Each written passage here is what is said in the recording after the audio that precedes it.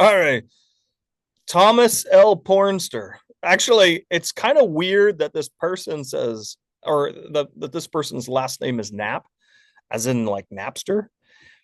I mean, this piece is an opinion piece uh, about what most parents in Texas and in the US are celebrating, which is the Supreme Court.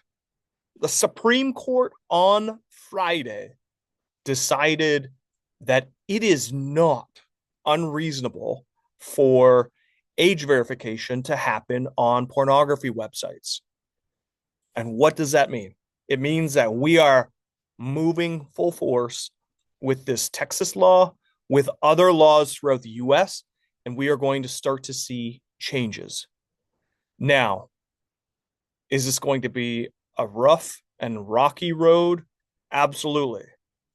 But as what Buddy says here in this article, that this is going to be now a war on enforcement.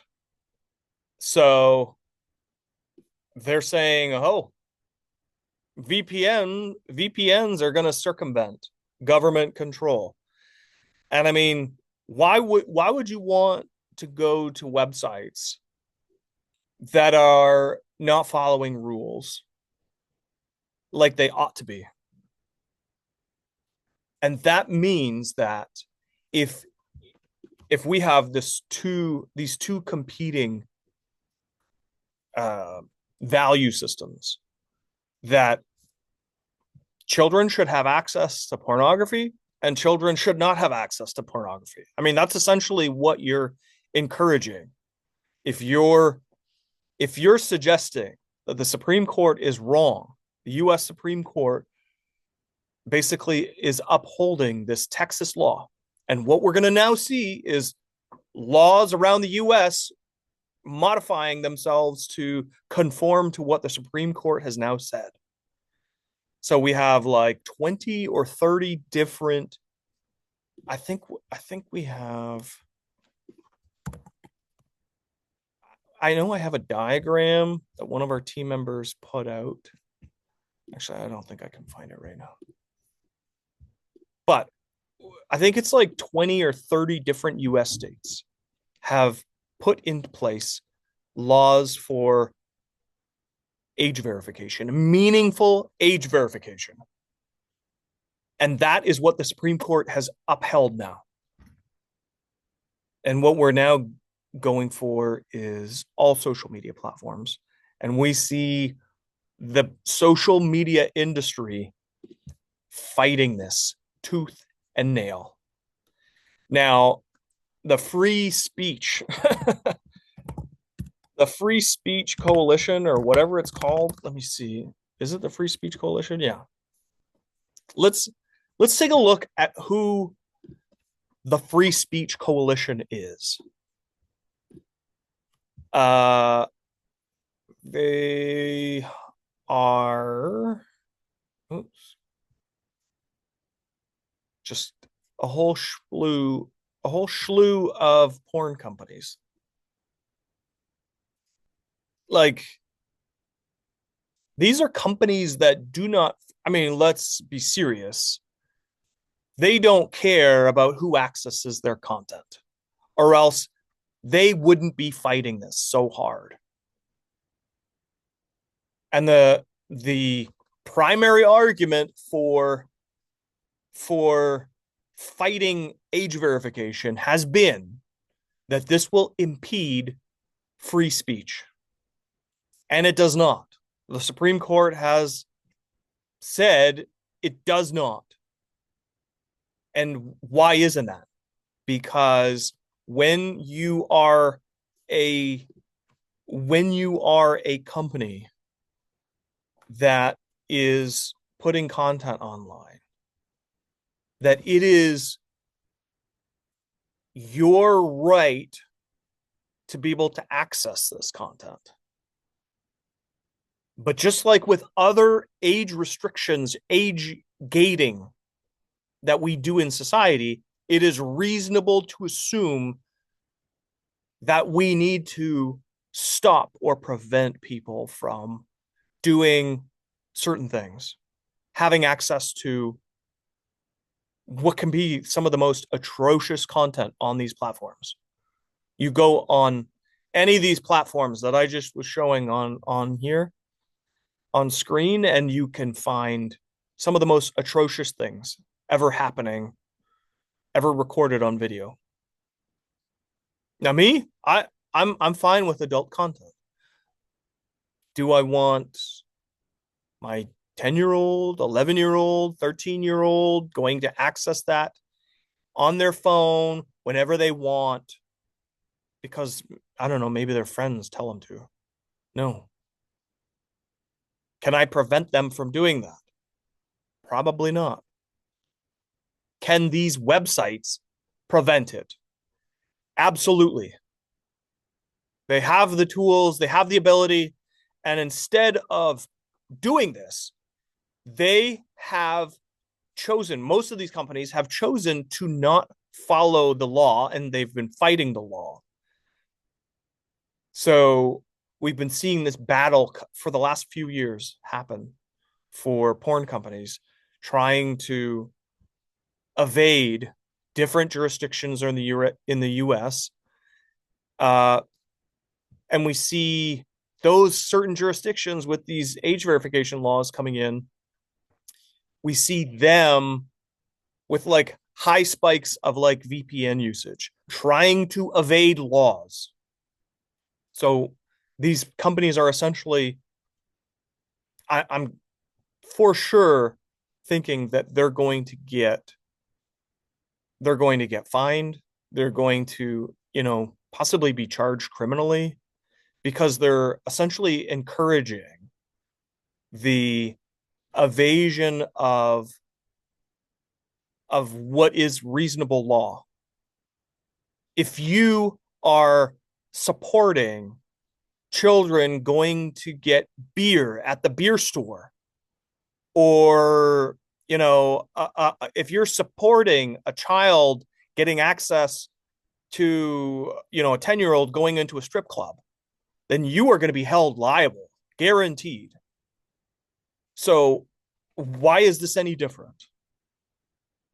Children should not have access, free access, and unrestricted access to adult content. It's plain and simple. And where is that line drawn? I mean, like in the US, I think it's 18, and that's reasonable. But like for maybe, I don't know, the average 16, 17-year-old, really, we're going to cause problems for that? Understandable that they would want to have access. Their hormones are raging or whatever.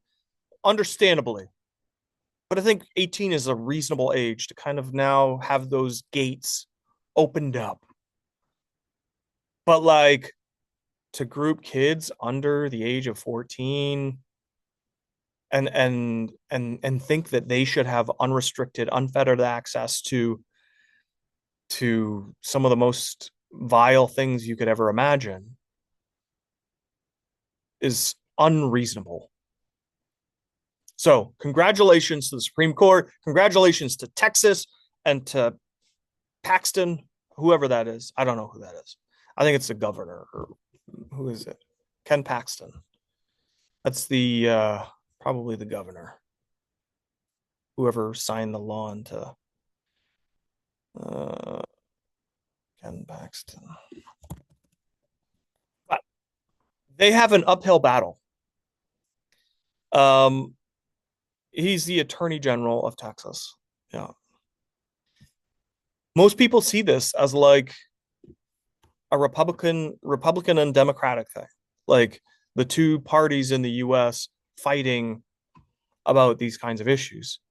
And we saw in dissent the three, I think, liberal judges on the Supreme Court voting against this. And that's not how this should happen. Like the Supreme Court is not unanimous, obviously, here. But is this law going to be overturned anytime soon? Absolutely not. We need to accept this. We need to look forward and figure out ways how we can protect children together. Just being concerned about you, just being concerned about how you access your pornography shouldn't be your problem. We are all in this together, and we have a lot of vulnerable people out there, and we need to protect them. So accept it. And if you want to try and evade laws, great. Go ahead. You know, it's their duty in Texas to now enforce this.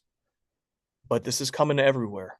This is coming in all the places. It's coming in the UK. It's coming in Europe. It's coming in all the places where you can put these servers. Guaranteed. Like, is some little dude who's running a pornography website in Thailand concerned about this law? Probably not. But eventually, he will be. Guaranteed. They'll find a way to shut down access to that. They will then fine those companies for doing business in the US. What do you want to do? You want to fight this all your life? You want to fight this for pornography? For what? We need to protect children online. If you don't agree with that, then get the hell lost. Get off the internet. Because it's not okay to not care about the most vulnerable in society.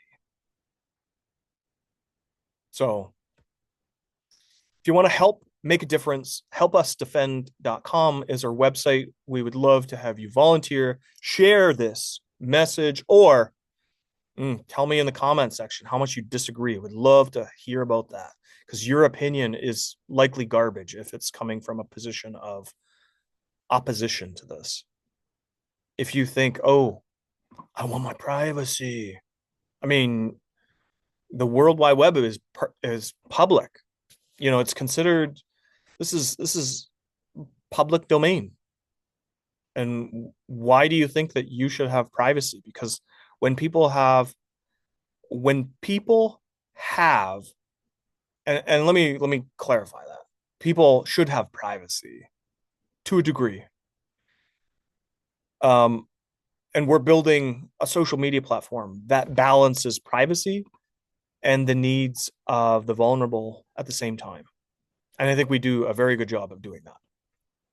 But I'm saying, if you think that you can be anonymous online, if you think that that's something that you value, then you also support people harming others, because people hide behind this veil of anonymity to hurt others, to go and be predators online, whether it's scams or whether it's whatever. If you want to support that, that's very, very sad. But I'm telling you, governments around the world are pushing forward towards making sure there's accountability. And that's what this is really about, is wanting and needing accountability.